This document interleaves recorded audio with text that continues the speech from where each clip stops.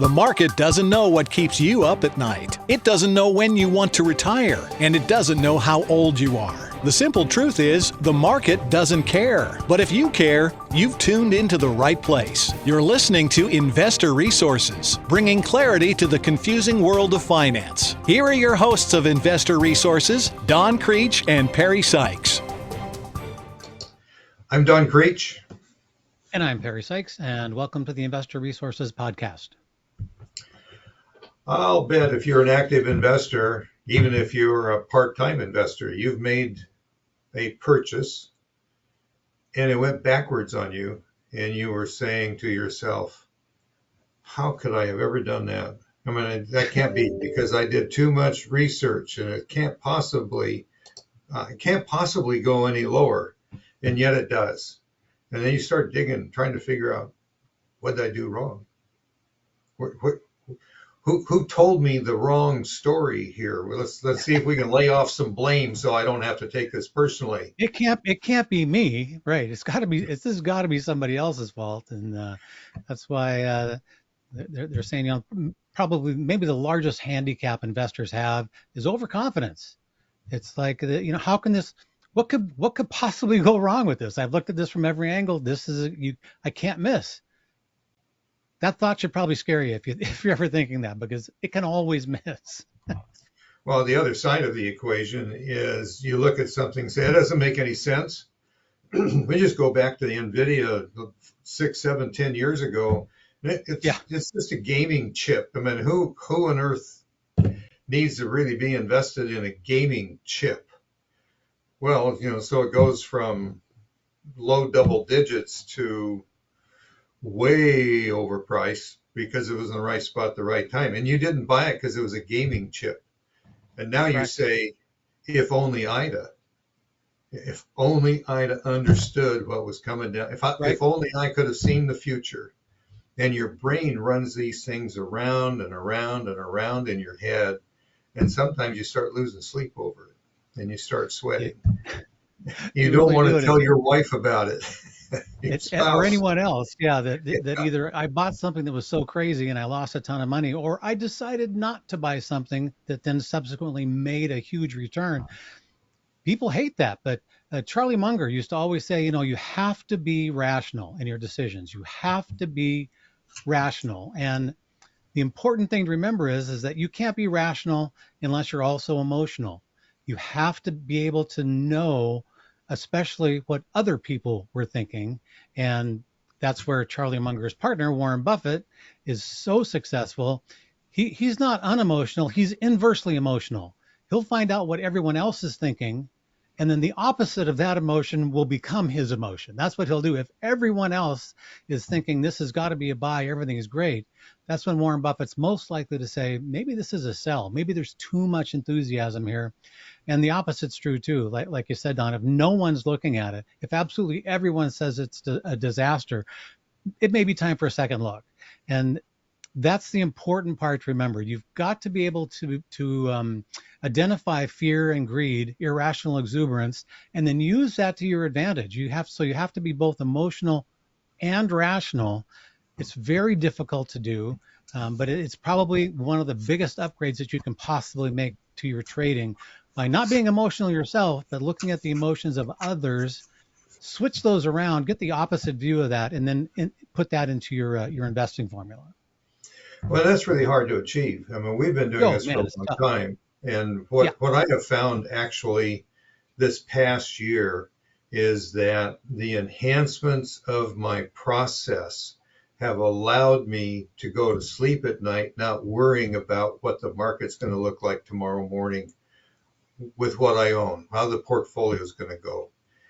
And that's a big change in lifestyle when you finally figure out that you have determined which parts of all the data that are available are the ones that you understand and you're willing to rely on and trust, and then trust your decision on your process. And it's repeatable. And you're going to make mistakes and you're going to have issues that you're going to buy and it goes backward, but you know how far backward you're going to let it go so that you don't lose all your capital. That was the mistake investors made in the tech bubble after they had been out of the market for 98 and 97 and 98 and got in the market late 99 and early 2000. The fear of missing out finally caught up with them, and their greed motive overtook reason about the excess valuations and the lack of business plans that many of those companies had. And Right. then as the market collapsed, they just rationalized, it can't be wrong. I can't be wrong. This has to work. This company had a great Correct. story. They have a beautiful website. We were talking about a company that has a website, and you said, but there's nothing on it. If you start digging around, there's really nothing on the website, but they have a website. There. Yeah. Well, that was pretty common back in the tech bubble. But Yes. I remember a family at church where the husband had done just that. He got into the tech bubble late. They're building a house because they're going to make a ton of money off the money in the stock market. And when it turned down, he never got out. And they not only lost the money in the stock market, but they lost their house under construction because there was no process that said, it's time to sell. I mean, this was a bad choice. We'll make another choice that's better, and we'll recover that. Correct. That's that reflection in overconfidence. It's like, well, no, first of all, I can't be wrong, so I'm just going to ride this down for a while. And then after the depression sets in, it's like, okay, it's time to make a move. But then you start to believe, well, then I have to make another great decision because I've got to double up to catch up, of course. And so you make an even riskier bet after that, and you lose track of anything resembling a process of investing. That's why it's so important to track data, and it's so important to know when you buy something, where your sell signal is. You have to know what would cause me to sell this for everything you buy, and you don't want to be trying to figure that out in the midst of a downturn when you're scrambling to make sense of anything. You want to have some absolutes put in ahead of time and saying, hey, if we get to this level, whatever that is, I'm going to bail here because that means I was wrong. And just know going in, you're going to be wrong. The only people who are never wrong in investing are people who don't invest. If you are an investor, everyone has made absolutely massive mistakes. It looked like the best buy ever. All the stars were aligned. Everything was perfect. You make the buy. It starts losing money right away, and it doesn't stop losing money. You need to have that fail-safe built in that allows you to sell that. Because a lot of time your psyche won't let you. It's your brain will say, we need to hold on to this. Otherwise, this is going to be a huge mistake. The data can tell you it's already a mistake. Let's don't let it become a huge mistake. Let's cut it short right here and move on. And that's a much better thing to do. It's just really difficult to get to that spot, to listen to yourself and say, yep, this is moving against us. It was a mistake to do it. Let's cut our losses as quickly as we can and then move on, not try to find a way to save this trade. Usually they're not worth saving. Well, two issues come to mind that are classics on this, one of which is Ford Motor Company. We go back into the 21 here. We have actually probably go back further into 2020, and we have all this conversion that's going to happen because the government's going to support it. We're going to get electric vehicles on the road. We're going to get chargers and all these. This is going to be a massive shift away from the internal combustion models. And I remember listening to the CEO interview on TV about all they were doing to convert production. And look what's happened to the stock since. I mean, here we are, and this thing has just continued to crater, and it's down 50% from its high in 22. And it's not going anywhere. The other one that comes to mind that's the same kind of problem, where you have absolute believers in the stock, is Tesla. And from its high back in 21, I mean, this really got a hit down here. It's down 73%. It has recovered, but it's still in a downtrend, and it's only down 55% at the present time since its high. That's the problem of getting bought into a concept without having a limit on what am I going to do if this concept isn't working in my investment portfolio. Correct. We need to rely on a process that you've worked out that's comfortable with you and your decision-making comfort, which is different for everybody. As you just said, Charlie Munger and Warren Buffett had different processes. Their brains worked differently when they approached an investment decision.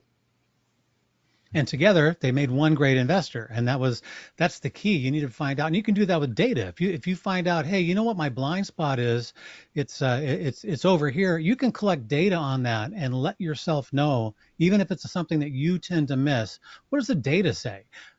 Don, those two examples, Ford and Tesla, were perfect examples of a story that was virtually can't miss. I mean, the U.S. government is behind this. There's no chance this is going to reverse.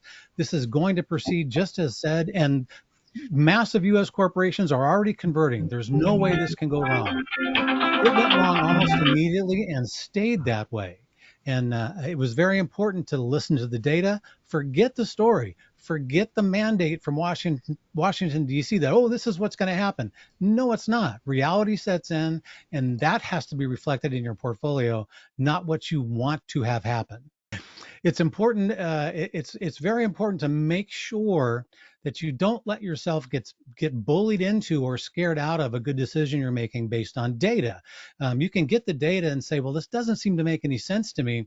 That's one of the things that we like about our process. We're talking about when we talk to each other about what we're doing in the portfolios, there's almost no time when we're not doing something that we're not comfortable with.